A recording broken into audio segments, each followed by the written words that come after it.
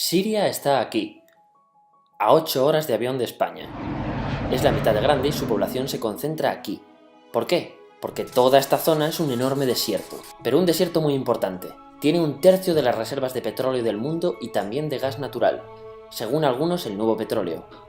Para sacarlo de aquí y llevarlo a Europa hay que rodear toda esta península y salir por el canal de Suez. Como te puedes imaginar, aquí te cobran. Pero hay otra manera más fácil, la línea recta. El que controle estas tuberías las puede abrir y cerrar, como un grifo. Si no pagas, no hay petróleo, ni gas. Esta región es la polla. La civilización en el planeta empieza en 3 sitios y este es uno de ellos. Mesopotamia, aquí. Sumer, que te sonará menos, pero es el puto inicio de todo. Aquí también. ¿Recuerdas la Torre de Babel de la Biblia? La hicieron estos tíos. Egipto, aquí. Siempre ha sido un punto de contacto entre Oriente y Occidente, dando a Asia salida al Mediterráneo.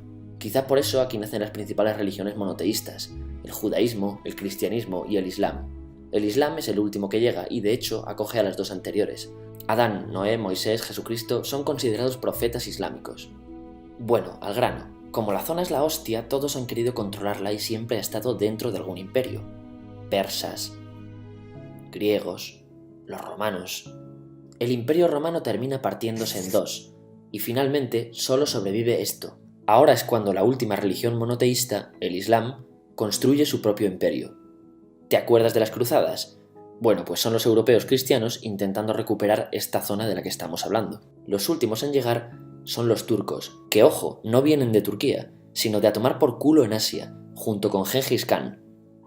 Lo conquistan todo y fundan el Imperio Otomano. El Imperio Otomano se queda ahí hasta la Primera Guerra Mundial, 600 años.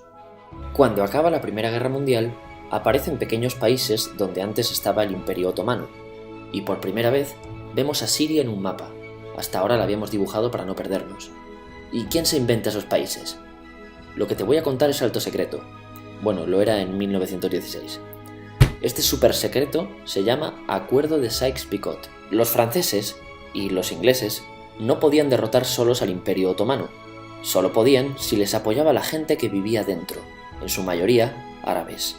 ¿Cómo se los ganaron? Pues les prometieron la Gran Arabia, un país solo para ellos. El único problema es que era un timo. Antes de seguir, recuerda una cosa. Los árabes son un pueblo, pero no una religión. O sea, un árabe puede ser musulmán, puede ser cristiano, y antes del Islam parece que hubo tribus árabes con tradiciones judías. Bueno, pues a los árabes no les dieron ese único país que les habían prometido. En su lugar, franceses y británicos crearon muchos países pequeños. Estos países, obviamente, no eran países de verdad, sino zonas bajo su control con gobernantes puestos por ellos. Durante este tiempo hacen lo que quieren con la zona. Recuerda que hay petróleo.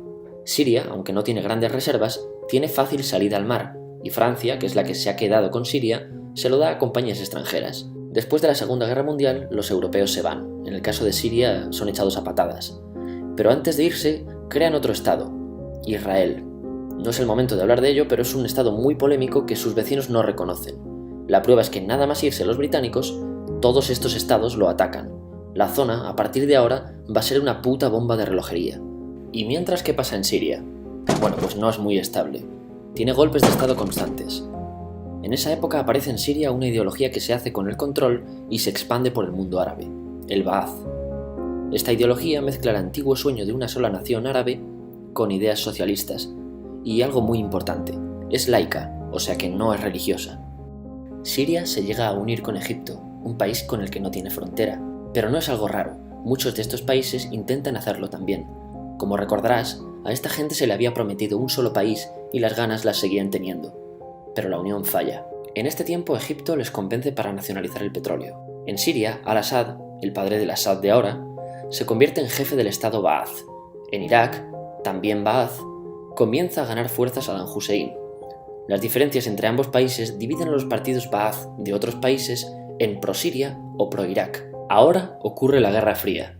El mundo se divide en 2, o eres de Estados Unidos o de la Unión Soviética. Son años muy movidos en los que se pegan constantemente con Israel, invaden su vecino Líbano y comienza una oposición islamista al régimen Ba'ath de Assad, los hermanos musulmanes. Vale, volvamos atrás un momento. Recuerdas que la mayoría de árabes eran musulmanes, ¿verdad? Pues dentro de los musulmanes hay 2 ramas fundamentales, los suníes, la mayoría, y los chiíes. En el caso de Siria, a pesar de ser un estado laico, los gobernantes como Assad y jefes militares eran chiíes, los cuales representan menos del 13%. En cambio, casi el 70% de la población es suní. Un dato curioso es que los cristianos son casi el 10%. Que los chiíes controlen el gobierno y el ejército mosquea a la población suní, y este sentimiento es aprovechado por los hermanos musulmanes, islamistas radicales suníes. Estos toman las armas en la ciudad de Hama en contra del gobierno, y Assad acaba con la revuelta a costa de matar miles de civiles y encarcelar a mucha gente. En el año 2000, Assad padre muere y le sucede Assad hijo. Ante las presiones libera a muchos presos, trae internet y esperanzas de cambio. Hay un periodo de gran debate político y aparece la oposición. También vuelven los hermanos musulmanes. Los siguientes años son difíciles. Arrestan a la oposición. Y Bush incluye Siria en el eje del mal, y esto la aísla. Está mal visto negociar con Siria. Los kurdos, un pueblo que vive distribuido por varios países de la zona, empiezan a protestar también. Hay represión y muertos. En 2011, te sonará esto, ocurre la Primavera Árabe. ¿Qué es esto? Bueno, es una protesta que se va propagando por todos los países árabes pidiendo más democracia.